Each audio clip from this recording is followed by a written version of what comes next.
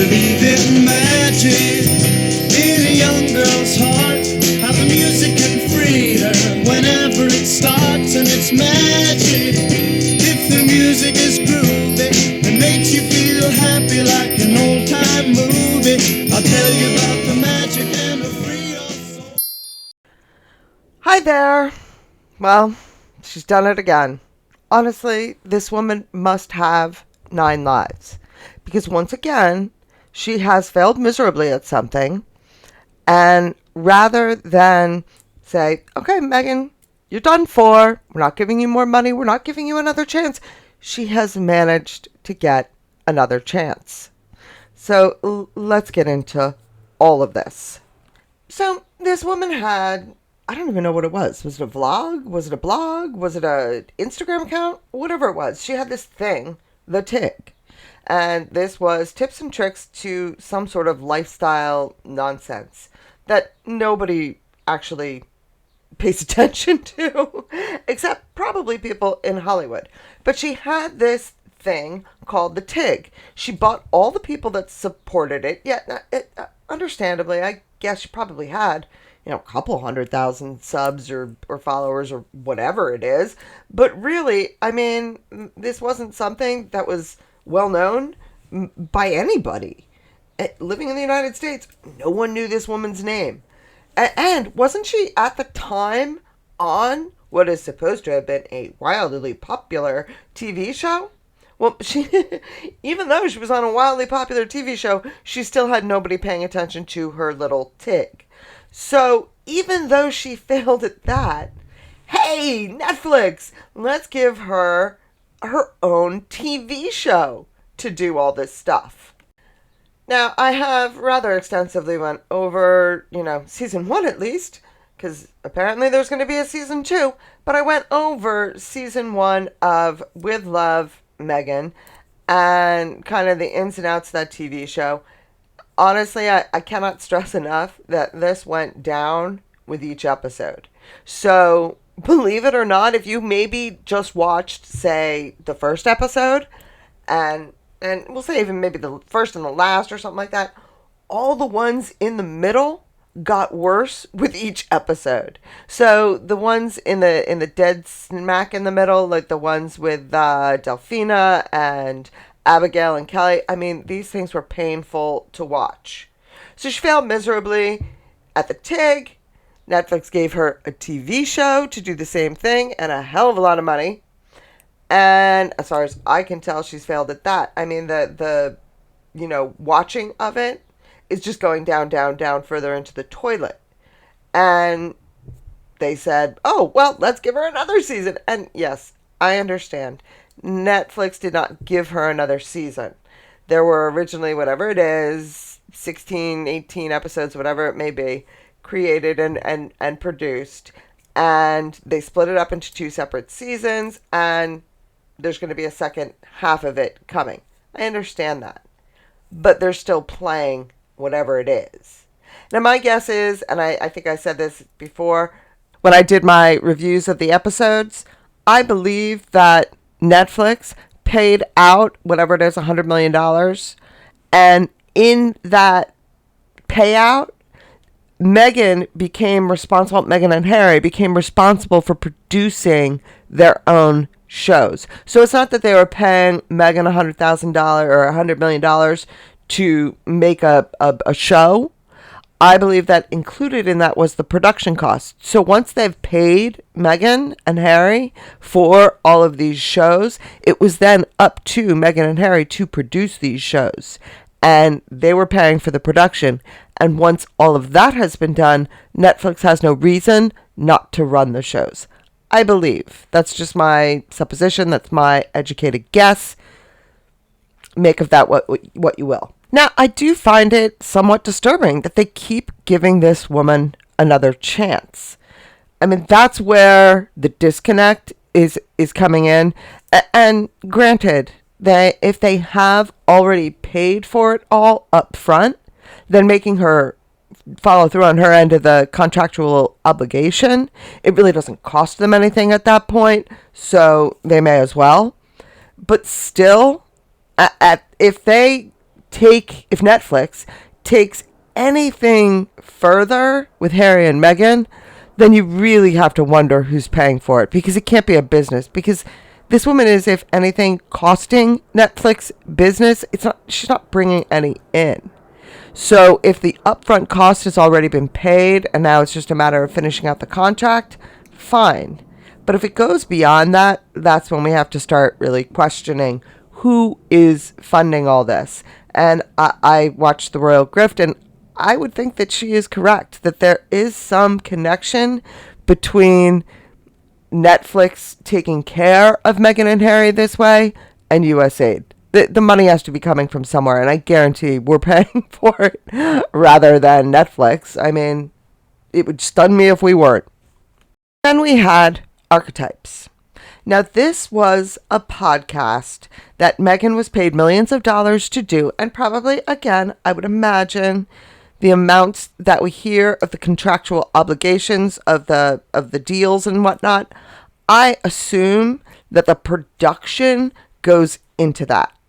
So the cost of production was a part of that original contract, and Meghan was then responsible for paying for the production. So that's one thing, that once these deals were made, it was then up to her to produce this stuff. And if they didn't produce anything, then they were in breach of contract, and presumably Spotify or whoever, or Netflix, could have gotten the money back. They produced something. And I believe that this was the way they set up the deal, so that they had control of the money, and so that they didn't necessarily have to answer for how much things cost, and they could do it on their own without oversight. That's just my suspicion. That's my guess, my speculation. Do your own research and form your own conclusions, but that's how I see those deals playing out.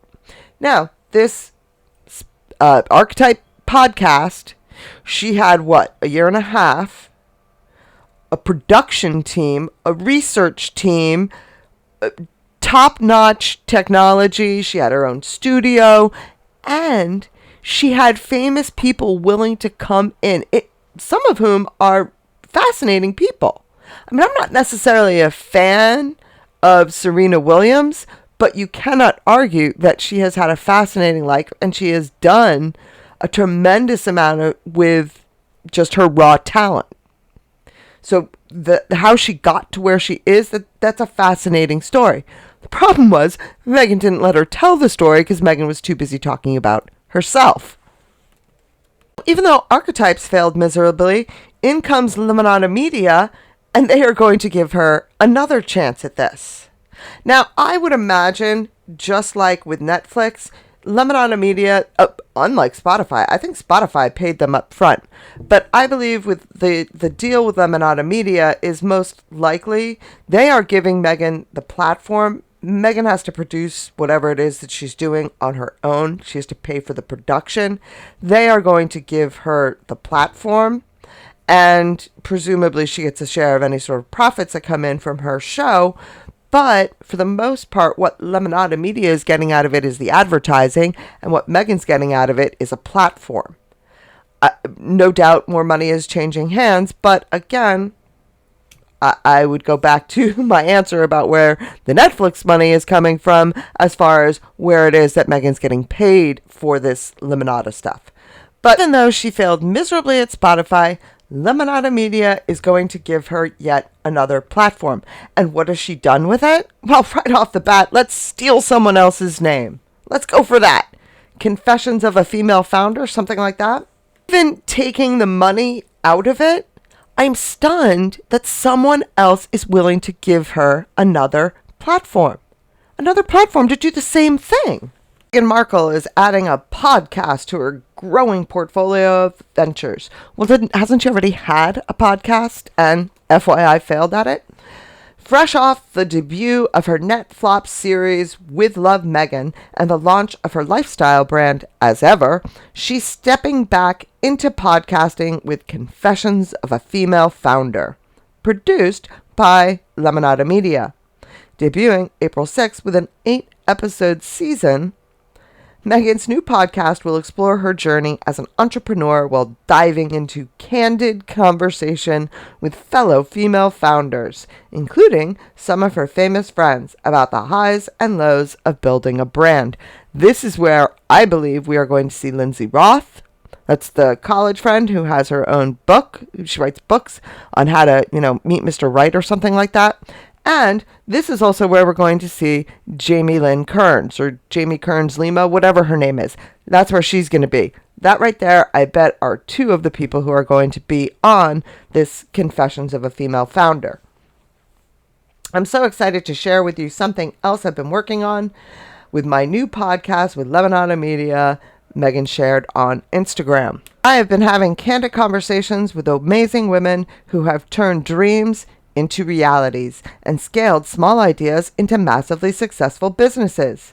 Well, I just bet they have. She continued, they're opening up and sharing their tips, tricks, and tumbles and letting me pick their brain as I build my brand. So that's what this is. She is going to teach us all how to build our brand because... she's done such a stellar job of it so far, and she's going to take us through the trials and tribulations that she has endured in building her brand and get these tips and these tricks. Well, wouldn't you have done that before you built your brand, Megan? Just an idea. There are tons of twists and turns, even with the name, Megan said of the trademark issue she encountered. I was figuring it out in real time. There's a part of me that right now wonders if she did it on purpose just for this. Nothing at all this woman does would surprise me. And there's a big part of me right now that wonders if it was intentional. I appreciate everyone who was supporting and gave me the grace to make mistakes and figure it out. And also to be forgiving with myself. It's a learning curve. Well, you know what, Megan? I'd like to find one time in our collective knowledge that anyone can see you didn't excuse yourself. I'm sorry. She forgives herself everything. This woman has no shame and no regrets. Now, the woman who originally had Confessions of a Female Founder series on their podcast has actually come forward, and I have to wonder whether or not Megan paid her off, because here is her response. I understand coincidences. It is highly unlikely Megan even came across my channel, but I am flattered by the thought.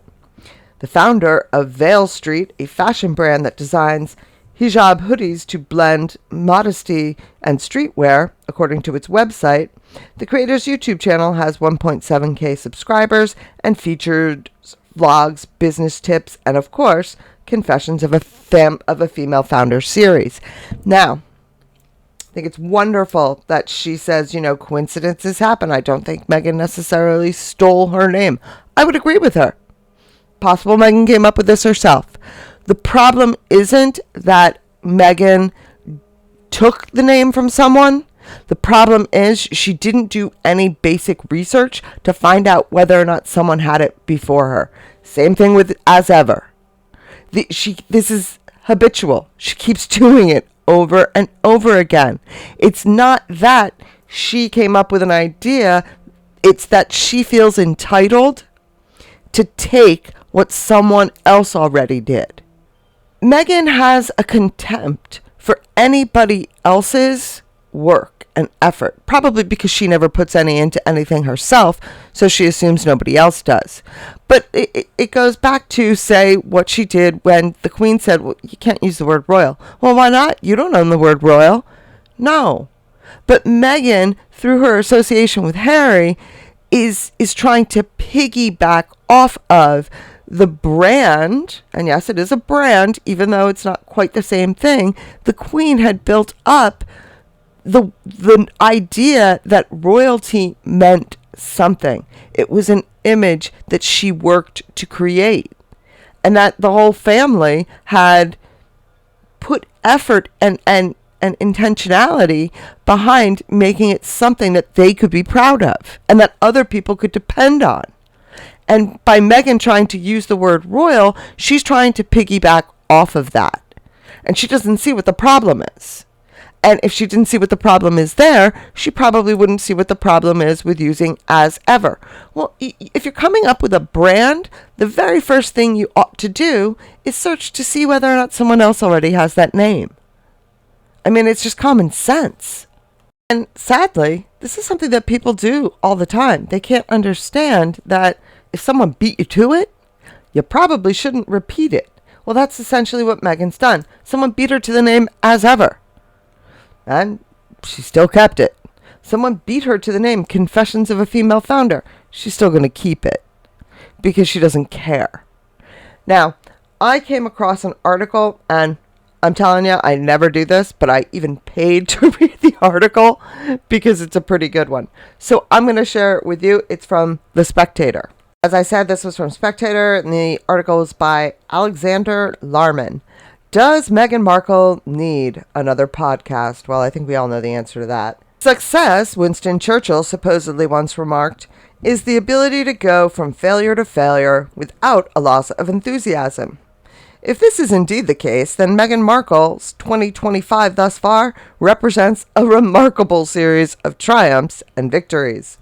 After her recent Netflix series with Love, Meghan received reviews that ranged from merely sarcastic and rude to the positively vituperative, it was promptly renewed for a second series. Never mind that the second installment was commissioned and filmed at the same time as the first, or that the ratings for the much maligned show have been considerably worse than Netflix's Harry and Meghan. There will be more of the Duchess of Sussex's lifestyle tips and hints later in the year. Let joy be unconfined. To this end, it should perhaps not come as a surprise that to celebrate this, Meghan has announced that she will be launching a new podcast, Confessions of a Female Founder, next month. Those of us who might have been hoping that its title was an homage to the much-loved Robin Asquith Confessions, sex comedies of the 70s, are likely to be disappointed. Instead, she promises that I'm so proud of what we're creating and the candid conversations that I'm able to have with other female founders as we unpack the twists and turns of building a business. Through my friendships and relationships, we're able to dive into the type of insights that everyone wants to know as they're building a business, and that I'm able to tap into as I'm building my own business with As Ever. That is such a horrible... this woman really should not be allowed to name things because she does such a terrible job of it. It's like she tries so hard to come up with a deep, meaningful name, but the woman's not deep, so she can't. Meghan's pivot away from royal botherer extraordinaire to girl boss entrepreneur may seem like one of the more surprising volte-faces of recent times. But veteran observers of the Duchess's antics may have seen this coming from a considerable distance away. Yeah, I think we all did. Well, to the uninitiated, it remains unclear as to why Netflix wants to spend a considerable amount of money promoting both her and her As Ever lifestyle brand. The podcast Limonada has firmly rode in behind her. And that's just as stunning as what Netflix is up to. The company's chief creative officer and co-founder, Stephanie Whittles-Walks, has cooed that Meghan is such a warm and welcoming person, and you feel that in her interviews. She creates a comfortable space for her guests to bring fascinating personal stories to the table and open up in a way they likely haven't before publicly. Her colleague, Jessica Cordova-Kramer, meanwhile has admiringly sighed that, as female founders ourselves, Steph and I are grateful to get a chance to build alongside Meghan the exact podcast we needed when we started Limonada. Oh, sweeties, this is not what you needed. They're gonna get markled. I mean, they're markling themselves. It's scary. It's like you see them on a train hurtling towards the cliff, and no matter what you do to say, stop, stop, stop, they don't. Yet, just as With Love Meghan would never have existed without its subject's considerable fame, it is tempting to wonder whether Confessions of a Female Founder will genuinely explore the behind-the-scenes exploits of a trend-setting female entrepreneur, or if Limonada has simply attached itself to one of the most talked about women in the world in order to raise its company's profile. Ding, ding, ding, ding, ding! Certainly, it is not their first rodeo with Meghan. Last year, they distributed the Archetypes podcast that was originally commissioned by Spotify. Before that company had the unfortunate parting of the ways with the Sussexes, best exemplified by the executive Bill Simmons announcing that they were effing grifters. Which is why it makes so little sense for Limonada to get on board this train. But Meghan's new direction, a touchy-feely Earth Mother vibe exemplified by her tradwife designation of herself as Meghan Sussex, is considerably harder to dislike than her previous vituperative railing against the royal family. It may feel affected and precious, as well as self-conscious, but it is at least harmless. Yet even those who feel sympathetic towards the Duchess may be inclined to see this latest podcast as a bit much. Yeah, just a bit. Another barrage of publicity that is unlikely to change anyone's opinion about its subject. This author is pretty spot on. This particular female founder may be striving to break new ground, but it is still unclear as to whether her desired audience will rush to join her, or will regard this new venture with the mild curiosity that second-hand items usually receive. Oh, the shade, the second-hand item. Ugh. Well, I mean, and what he's basically saying is that here, Limonada is getting, the Spotify rejects. Why would you want that for your growing business? It makes no sense whatsoever. And then when you put on top of that potential marketing, I really don't understand why these women would get involved. But I will see what I can do and see if I can find out a little bit more about these women. There's got to be something out there. I mean, I already know they're very woke, but there's got to be more to these two. I mean, who knows? Maybe they're going to be one of the 8 episodes, the people that she talks to about founding a brand. Who knows? I feel like they're all very amateur. And it's like there's like a bunch of Meghans out there trying to do this same thing. It's all very bizarre. But let me know what you think. I can't wait to hear your thoughts down in the comments. Thank you very much for listening. Please be sure to like and subscribe. I'm having trouble with my algorithm matches. I got everybody mad at me. So if you can, go ahead and like and subscribe. Thank you very much for listening, and I hope you have a great day filled with love, laughter, and of course, dancing. Dancing in